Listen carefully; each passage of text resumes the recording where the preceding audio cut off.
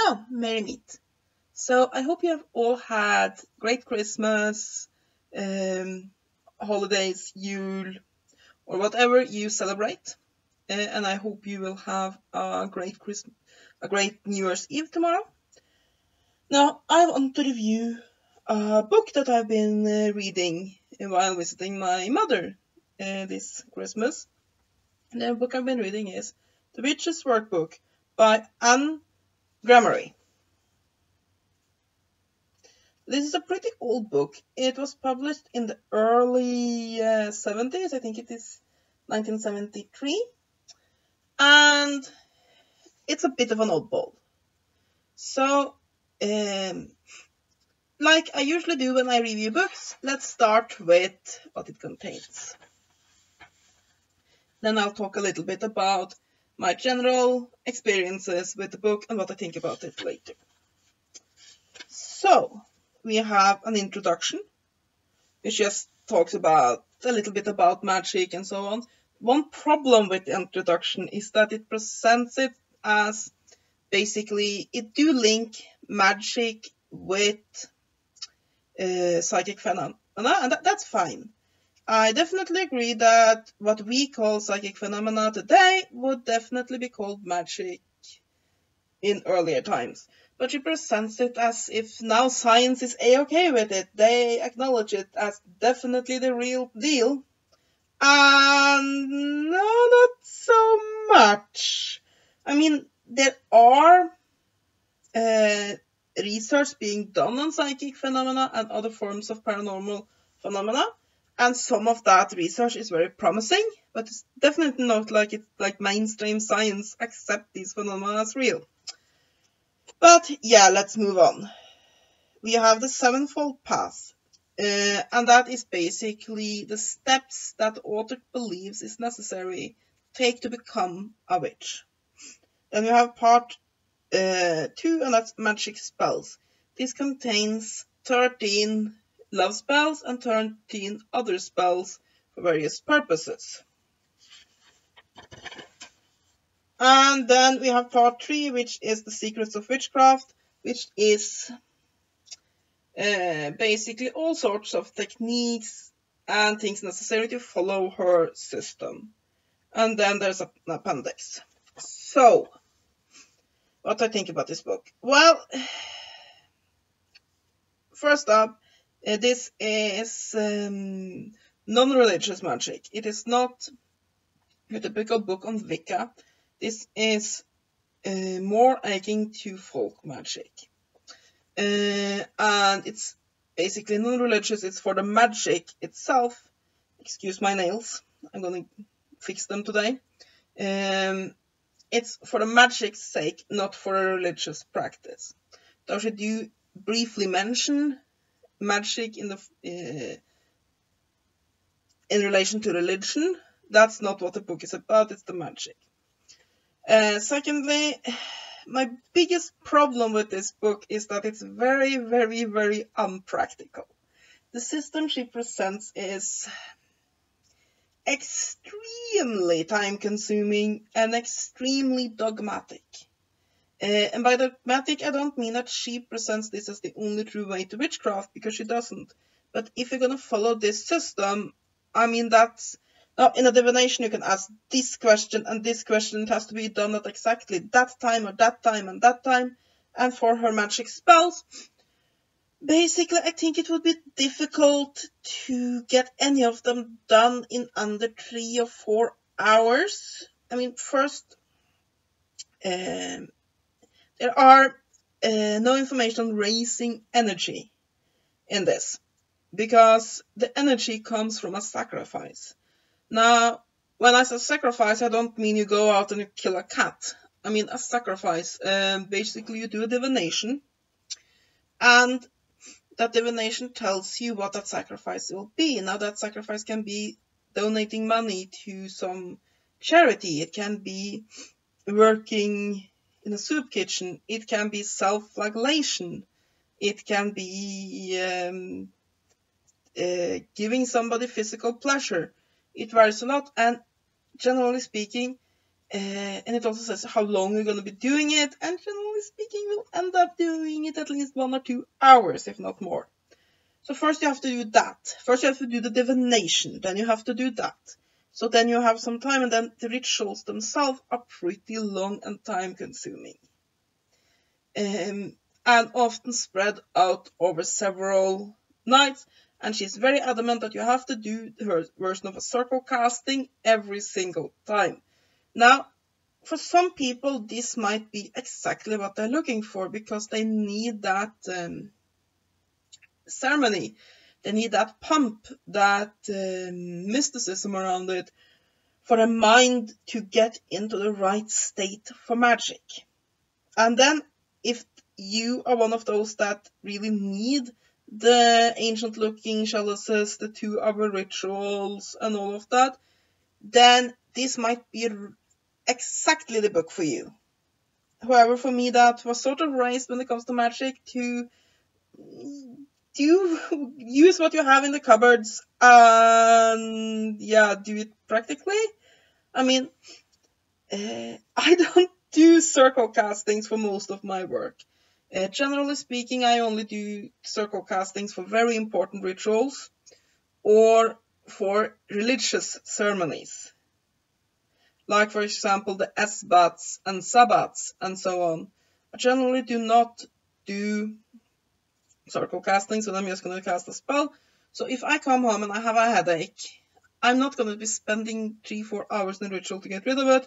I'm going to light a blue candle and say a little prayer over that. Done!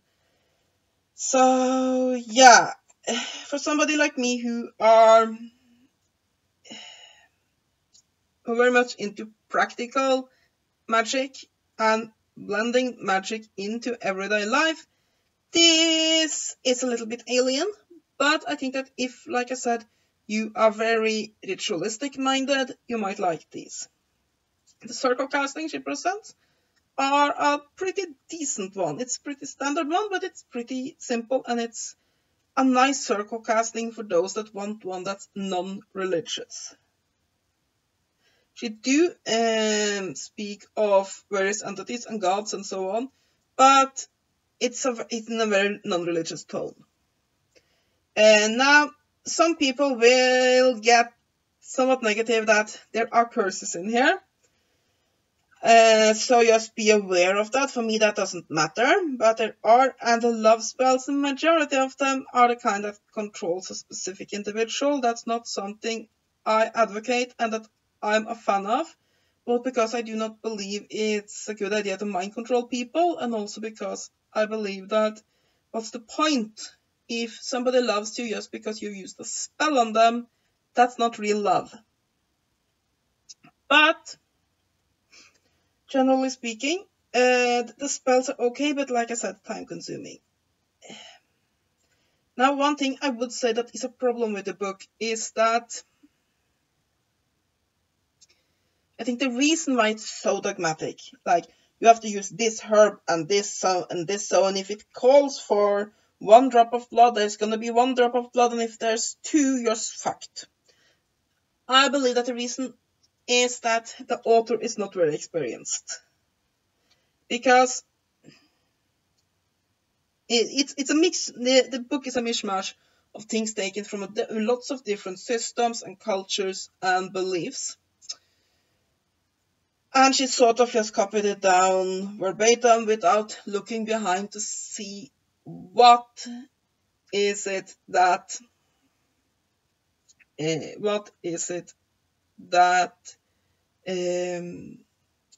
the underlying factors. Why does this work? It's a little bit like when I do baking. I'm not a very good baker. I don't bake very often. So when I do, I follow that recipe to the letter. My mother, who bakes quite often, however, she can just mix and match and do things the way she wants it. It's a little bit like that. It feels like somebody who hasn't really understood things are just copying things down. And she also makes quite a few mistakes. For example, she calls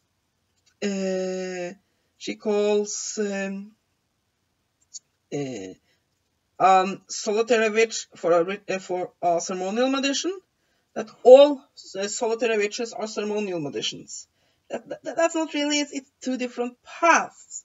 A solitary, you can be a ceremonial magician in a group, and you can be a solitary ceremonial magician, just like you can be a witch practicing witchcraft in a group and be a solitary witchcraft practitioner. It's not the same thing. So and some of the things she's saying in here really is just bullshit, but there are some very good information in here. So yeah, the best thing about this book is a tarot system she has. It basically allows you to assign letters to the tarot so that you can, and a layout that will allow you to get worded messages. Almost like if you use the tarot, almost like a Ouija board. Not, I mean, like you use a plaquette on it, but you can get worded messages and get up letters and such from spirits using the system. That's very, very interesting, and I think that is that system, which I haven't seen anywhere else, is worth the price of this book. If you can find it, like I said, it's old. Now, if you're gonna buy it and you go to Amazon, don't go for a new one, because it's not worth the price of a new copy of this. See if you can find it in a second-hand bookstore or something like that, because it's not worth $100. But can you get it for 10? I think that tarot system, which is excellent, can be worth it. There are also some interesting other divinations in here, and some of the spells are at least interesting.